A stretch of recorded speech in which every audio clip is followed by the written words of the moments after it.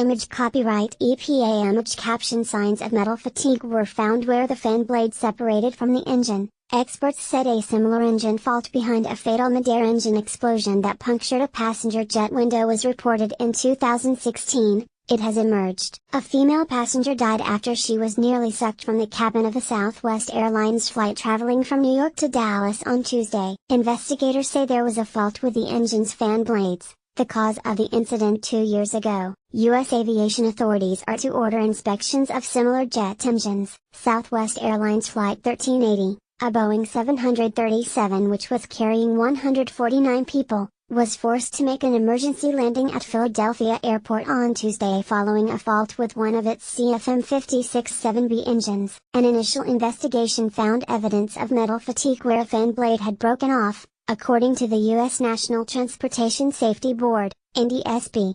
A similar incident was recorded in 2016 involving a Southwest flight that landed safely in Florida. Fan blades that have undergone a certain number of flights will have to be given ultrasonic tests, the Federal Aviation Administration, FAA, has said. It added that the Airworthiness Directive, which will require inspections of a large number of CFM56-7B engines, would be issued within the next 2 weeks. The CFM56-7B engine is in use on more than 8,000 Boeing 737 planes worldwide, the manufacturer says. Last year, the FAA estimated that some 220 of these engines would require testing, having carried out a certain number of flights. On Wednesday, other airlines that use planes fitted with the CFM56-7B engine, including United Airlines, American Airlines, and Delta Airlines, said they had begun inspecting some of their aircraft. What have investigators said? NTSB Chairman Robert Sumwalt told reporters that a fan blade had broken off due to metal fatigue and that a second fracture has been recorded about halfway along its length.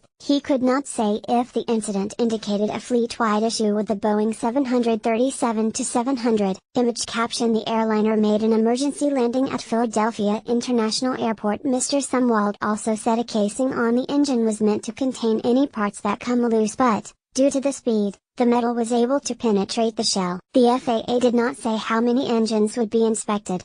It said that any fan blades that failed the inspection would have to be replaced. In 2016, a Southwest Airlines flight made a safe emergency landing in Florida after a fan blade separated from a similar CFM engine. Debris ripped a hole more than a foot long in the fuselage of the jet above the left wing, causing cabin decompression. An investigation into that incident also found signs of metal fatigue, according to the NTSB. So what do we know about the engines? They were developed by French-US joint venture CFM International, which says it is the world's leading supplier of jet engines for single-aisle aircraft. CFM's parent companies are sending 40 technicians to help Southwest inspect engines. French officials have also said they are traveling to the U.S. to assist with the investigation. In a statement, CFM expressed its condolences to the family of the woman who died. Related aviation stories, a timeline of air disasters since 1998. Why do planes crash?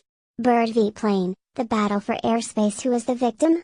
Image caption. Jennifer Reardon is the first passenger to die in an accident on a U.S. commercial airliner since 2009. Jennifer Reardon was a 43-year-old mother of two and executive for Wells Fargo Bank in Albuquerque, New Mexico. Shrapnel from the shredded engine smashed the window next to her, causing rapid decompression in the cabin that nearly blasted her out of the jet. Other passengers pulled her back in and tried to revive her, but she died from her injuries. Philadelphia's medical examiner said on Wednesday that Ms. Reardon had died of blunt impact trauma to her head, neck and torso.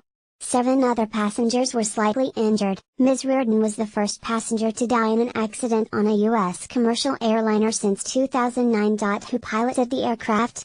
Image copyright Reuters. U.S. Navy. Image caption. Tammy Jo Schultz flew fighter jets for the U.S. Navy. Captain Tammy Jo Schultz was hailed as a hero by passengers on the stricken flight. On Wednesday, she and First Officer Darren Ellisor said in a written statement released by the airline, as captain and first officer of the crew of 5 who worked to serve our customers aboard Flight 1380 yesterday, we all feel we were simply doing our jobs. Our hearts are heavy.